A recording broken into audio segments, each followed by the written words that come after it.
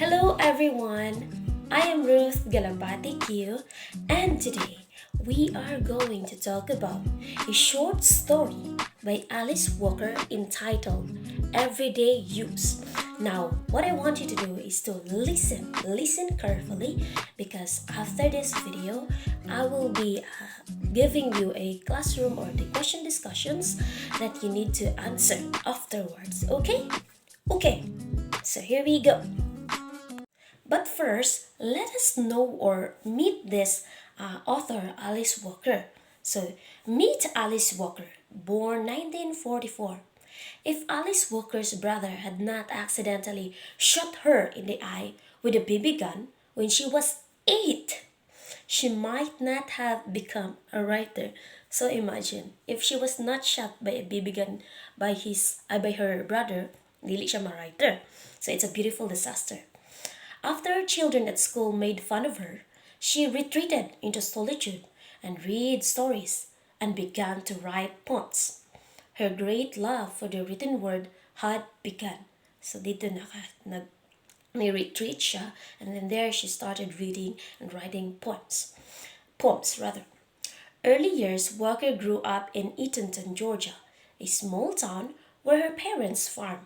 They were sharecroppers. So occupation siyang parents is sharecroppers, people who rented other people's land to grow crops. So sharecroppers made just enough money to survive and viewed education as the means of a better life for their children. So sharecroppers kanang nangabang. Walker received a scholarship to Spelman College in Atlanta, the nation's oldest college for African American women. At Spelman, during some of the most important years of the civil rights movement, Walker was lured into political activism. So Walker was lured into political activism, and this is what Walker said during that political activism. We will be ourselves and free or die in the attempt. Harriet Tubman was not our great grandmother for nothing. This is by Alice Walker. So that is what Alice Walker said during that political activism. A child of the civil rights movement, Walker was 10 years old when the Supreme Court ruled that separate but equal, separate but equal, was unconstitutional in schools. Her parents in the rural South knew only the days of segregation and racism, but Walker came to know a different way of life. Walker saw people beaten and battered for protesting for their rights. Yet she also experienced what it was like to live in a world that was not completely segregated. Walker knew that the changes she went through were difficult for the previous generation. She wrote, in the 60s of many of us scared our parents profoundly when we showed up dressed in our African clothes. So, balimrag, racism, inequality. We shocked them. In everyday use, Walker portrays the clash between generations that sometimes resulted from this rapid change. So, there, an African American woman's voice, Walker, was published many volumes of fiction, nonfiction, and poetry. Her most famous book, The Color Purple, The Color Purple, won the Pulitzer Prize and the American Book Award. Steven Spielberg's movie version garnered numerous Academy Award nominations.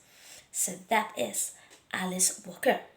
One of Walker's greatest influences was Zora Neale Hurston, whom Walker praised for portraying African American people as complete, complex, undiminished human beings. Walker's own work reflects a similar commitment to portraying the beauty and complexity of the African American experience. So, everyone, that is Alice Walker's life. The everyday use. Now, we are going to explain this short story using the Freytag's pyramid. So, here's the exposition. The story unfolds in a rural setting introducing Mama, Maggie, and Dee. Walker paints a vivid picture of their home and the everyday objects that hold immense cultural and familial significance, especially the quilts, made by a generation of women and their family. The stage is set for clash of values between these externalized cultural aspirations and Mama and Maggie's rooted, lived heritage. So this is the exposition. Next is we have the inciting incident. Dee's arrival serves as the catalyst. No, pag-abot ni Dee serves as the catalyst for the conflict, renaming herself Wanjiru. So even in the movie, there's a short video of this actually. It's in the YouTube where the mother is having hard time pronouncing the new name of the Wanjiru. She brings with her a new worldview, one that romanticizes and appropriates her African heritage. Her desire to claim objects from the house, particularly the quilts, sparks the central tension. So niabot si Dee, actually the mother and Maggie is waiting for Dee's arrival outside the house. And then niabot si Dee, "Oh, mama," and then take a picture. Then pagkita niya sa house, she is claiming na something, the objects na gusto rin niya i-showcase. Now this is the rising action. The tension escalates as Dee explores the house. Solbod na siya. Seeking artifacts for her newfound cultural pursuits. Mama grapples internally, torn between her desire to please Dee, yata ba niya ni Dee, and her understanding of the quilt's true, true significance to their family history. The backstory of the quilts and their creation adds depth to their meaning. So, dito na nagkuhan ang mama, nagno na siya. Ako ba yata, should I give this to Dee? Nga mo siya kabalo sa true essence or true meaning of this? And here's the climax. The apex arrives when Mama realizes Dee's intentions for the quilts. Ganahan siya is displaying them as relics rather than using them as functional pieces of their heritage. Mama, embracing a newfound understanding of heritage and appreciating Maggie's deeper connection to the roots, decided to keep the quilts within the family. This decision results in a confrontation between Dee and Mama. So kay na-realize man ni Mama nga, sa man ni si Dee nga gana naman siyang i-showcase ng quilts nga, kani nga quilts, this has a deeper significance of my heirloom, of my ancestors, of my grandmothers and mothers and mothers. So, nakadecide siya na nga, no, I should not give this to Dee. I should give this to Maggie. Now, here's the falling action. Dee, disappointed, okay, deserve, and frustrated, leaves ni Bia si Dee.